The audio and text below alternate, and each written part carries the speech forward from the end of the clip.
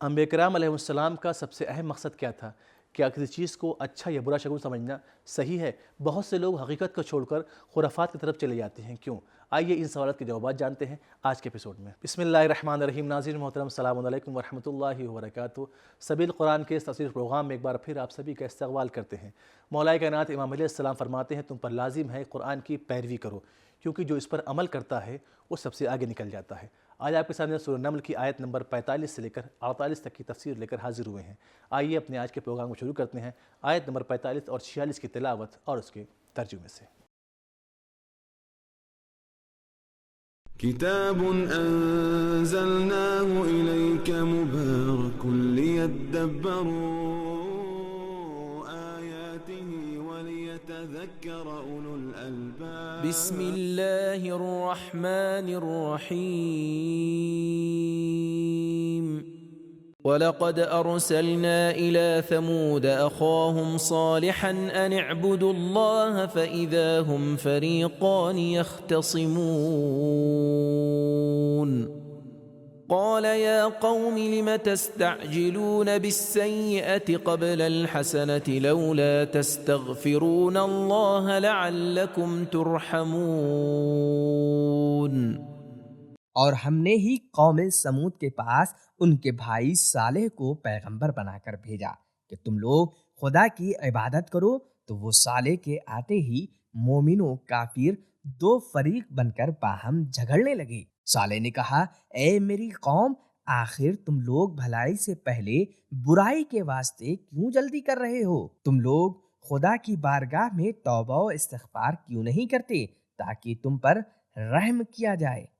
تلاوت اور ترجمہ سن لینے کے بعد آئیے ان دو آیت کے نکات کو بھی جان لیتے ہیں۔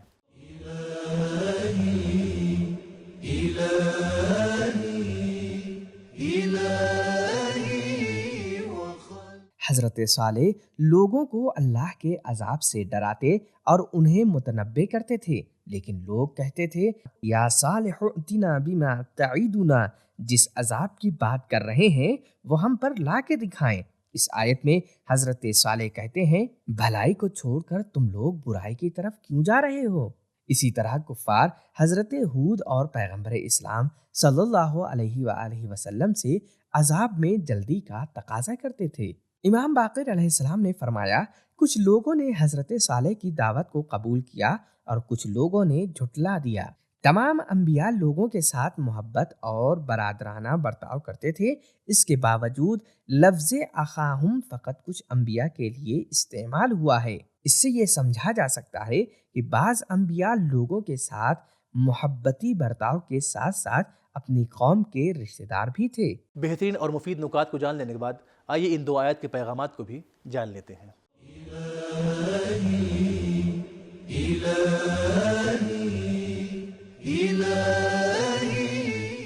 پیغام نمبر 1، انبیاء کی دعوت کی بنیاد توحید کی طرف دعوت دینا ہے۔ نمبر 2، اس بات کی امید نہ رکھیں کہ سبھی آپ کی بات قبول کر لیں گے۔ نمبر 3، حق و باطل کے درمیان ہمیشہ جنگ رہتی ہے۔ نمبر 4، مجرموں کے لیے توبہ کا راستہ کھلا رکھیں۔ نمبر 5، انبیاء کرام لوگوں کے ہمدرد ہوتے ہیں۔ نمبر 6، استغفار کرنا اللہ کی رحمت کے نزول کا سبب ہے۔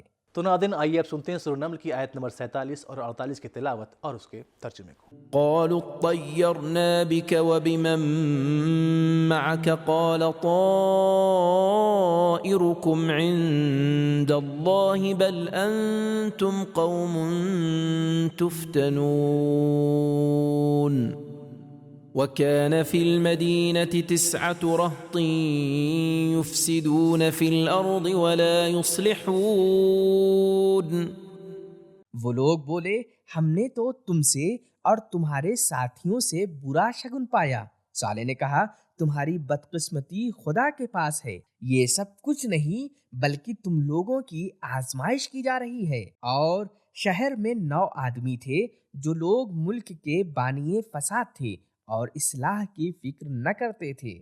گزشتہ آیات کی طرح ان آیات میں بھی خداوند رحمان الرحیم نے کچھ نکات رکھے ہیں۔ آئیے سن لیتے ہیں ان اہم نکات کو بھی۔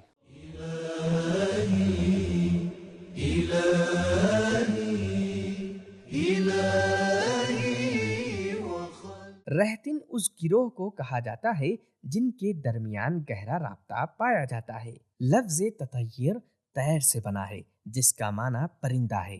عرب کے لوگ جب سفر کرتے تھے تو ایک پرندے کو ہوا میں چھوڑتے تھے، اگر وہ داہنی طرف اڑتا تو اسے اچھا شگن سمجھتے تھے تو سفر کرتے تھے، اور اگر بائیں طرف اڑتا اسے برا شگن سمجھتے تھے تو سفر نہیں کرتے تھے۔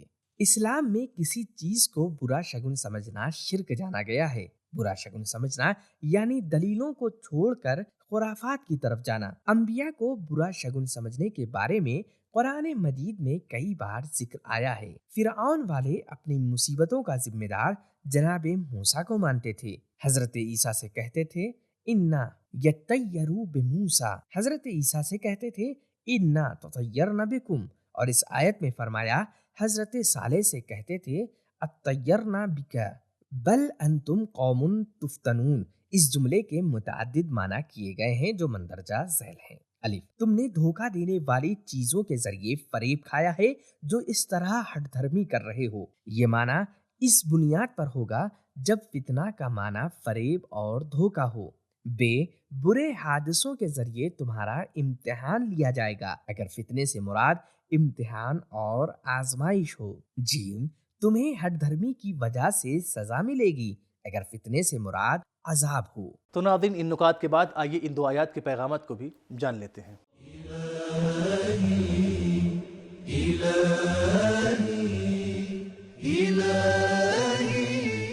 پیغام نمبر 1، پیغمبر اسلام صلی اللہ علیہ وآلہ وسلم اور تمام مسلمان اس بات کو جان لیں کہ گزشتہ انبیاء اور ان کے ماننے والوں کو کس طرح رسوا کیا گیا، لہٰذا سختیوں کو برداشت کریں۔ نمبر 2، فال نکالنے کی تاریخ بہت پرانی ہے۔